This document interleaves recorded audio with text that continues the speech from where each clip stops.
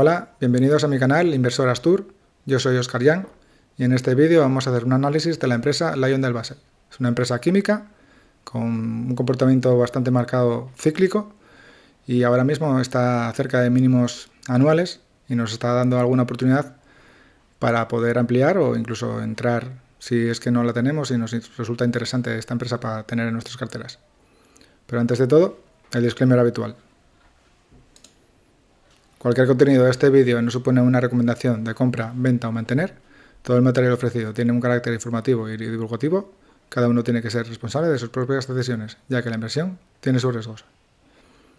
Empezamos. Esta empresa, LyondellBasell, es una empresa líder en su sector.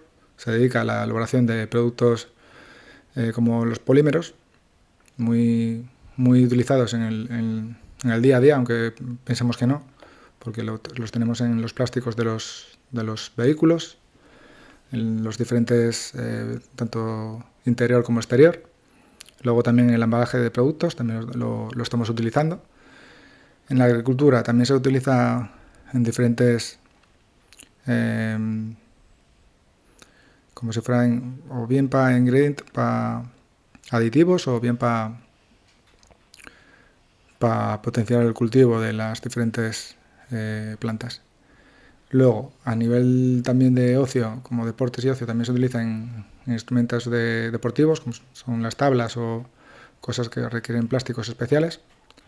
Y infraestructura, pues las tuberías de plástico, como son las que pueden llevar agua potable, pues también se pueden utilizar este tipo de polímeros muy necesarios en el día a día. Así que vemos que es una empresa bastante diversificada, es líder en su sector y en cuanto a calidad yo creo que es una empresa muy a tener en cuenta. Vamos a ver en Twinbest a ver qué nos encontramos.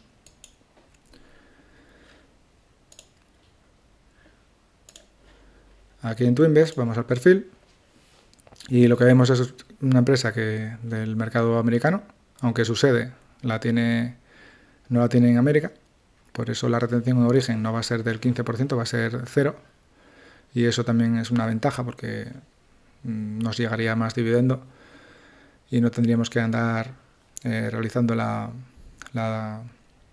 reclamación de la doble imposición, así que se comportaría como una inglesa o como una española, así que bastante bien. Capitaliza 24,6 billions, que es bastante grandina la empresa. Luego, el rango diario, como vimos, está entre...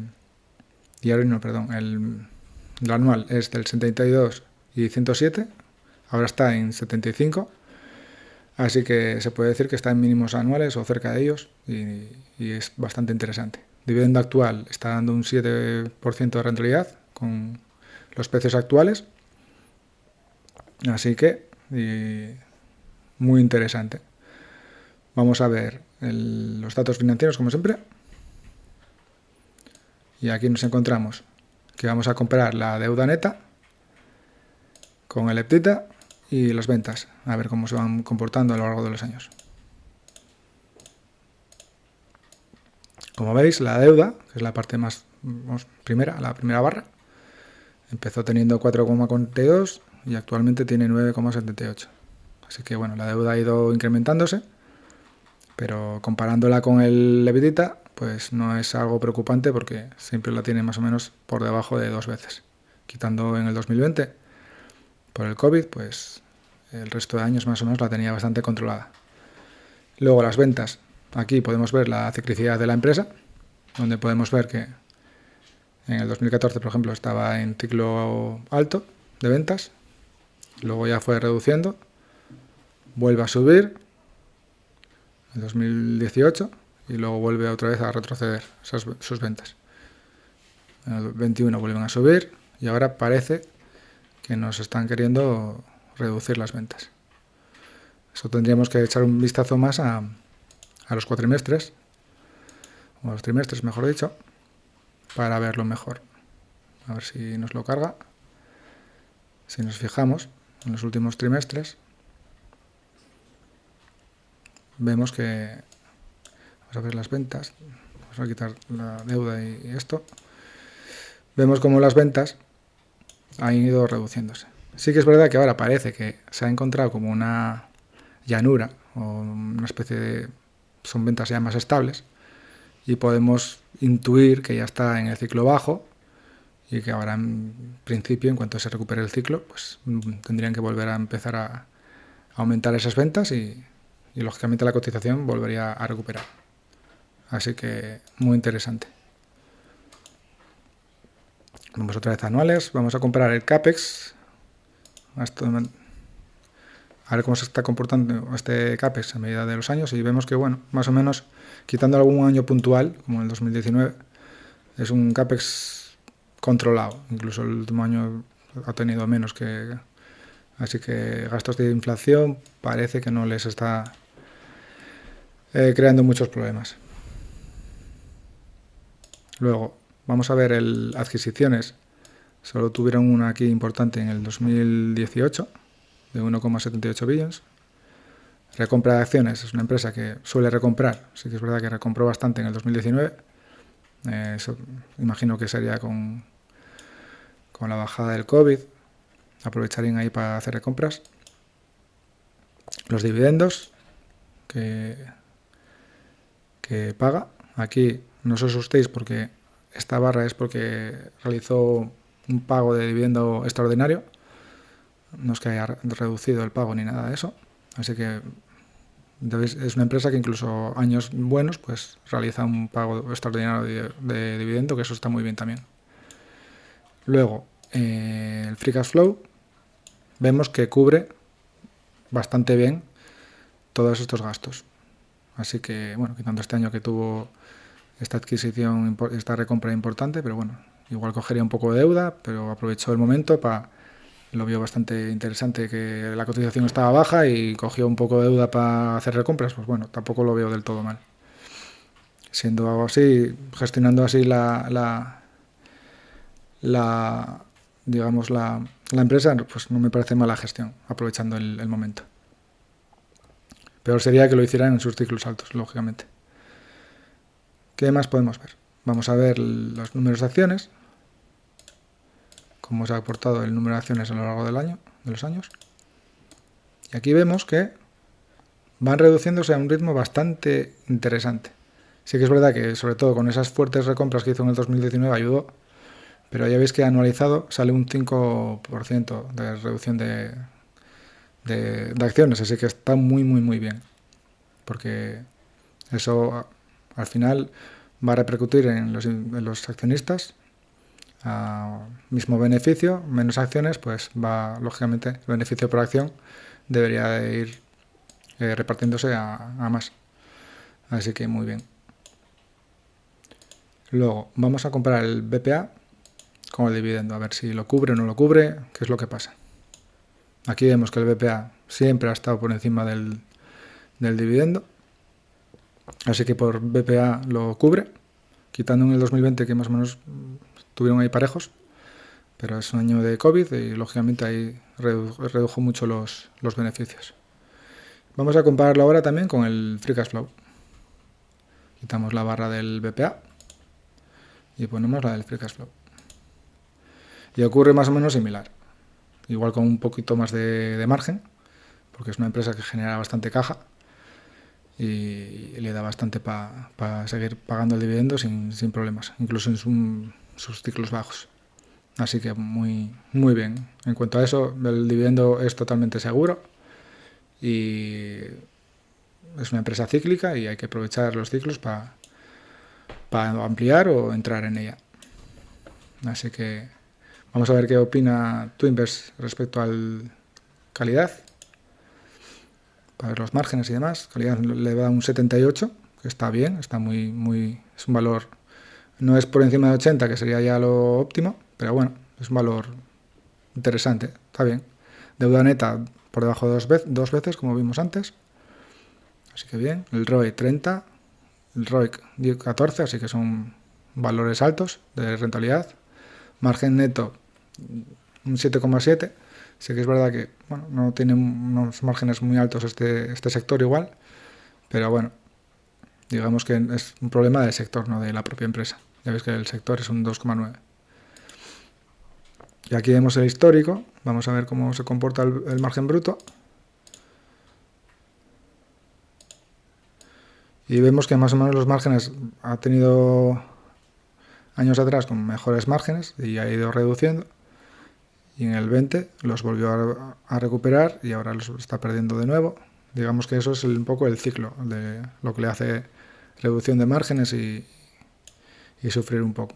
Aunque bueno, mientras estén en valores más o menos en torno a 12, 15, sería lo óptimo. Margen neto, vimos que estaba en un 7, nos ponía, aquí nos está marcando un 5, seguramente vamos a ir a trimestrales a ver. Igual es más que nos salen los del 2024. Y aquí ya vimos que, bueno, oscilan más los márgenes, pero bueno, más o menos ya están en torno a 7, 6 altos o 5. Bueno, más o menos está más o menos en su línea. Vamos a aprovechar el bruto a ver cómo se está comportando. Bueno, también en torno a 13 es por ahí. Bueno, bien. No hay nada así preocupante que una caída brusca de márgenes. Así que bien. El ROE más o menos sí que se reduce un poco, pero bueno, tampoco algo preocupante. Bueno, una empresa de calidad bien. Vamos a mirar qué dicen de dividendo. 82 también. Payout frente a Free Cash Flow 55,5. Así que, como vimos antes, cubre de sobra. Rentabilidad actual un 7%. Años de crecimiento 12. Y sin recortes 12. Así que tiene un histórico.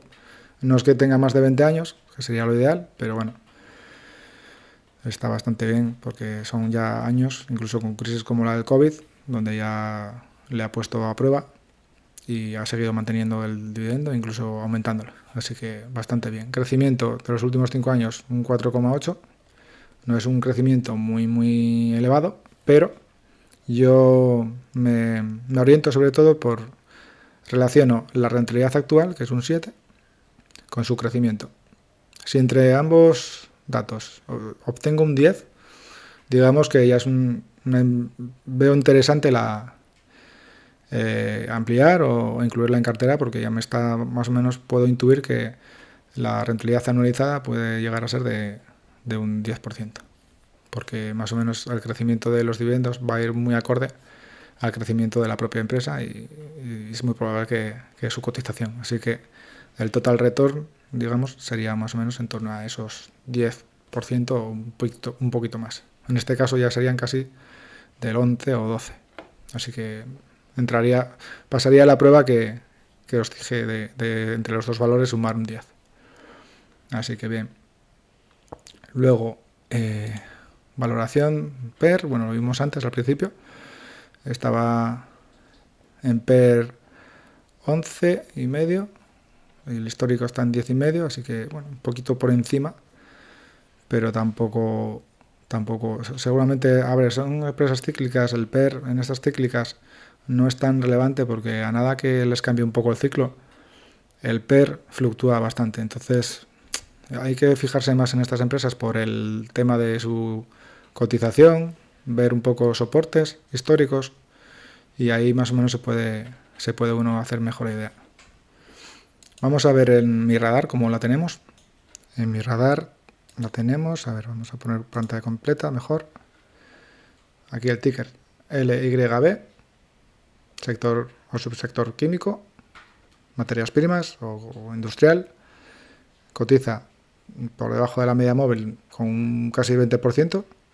El PER por debajo del histórico, que yo tengo que modificarlo porque el histórico era 10,5.